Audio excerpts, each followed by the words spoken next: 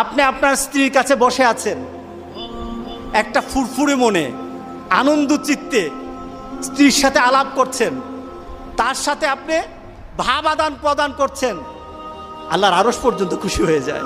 সুবহানাল্লাহ, আল্লাহর আরশ পর্যন্ত খুশি হয়ে যায়।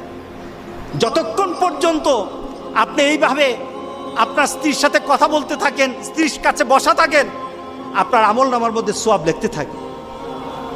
রাসূল পাক সাল্লাল্লাহু আলাইহি সাল্লাম এই কথা বলার পর এক সাহাবী বললেন, ইয়া রাসূলুল্লাহ, স্ত্রীর সাথে একসাথে শুবো, একসাথে ঘুমাবো, একসাথে খাবো, একসাথে তাকে আদর করব, এটা কি সওয়াবের কাজ হতে পারে?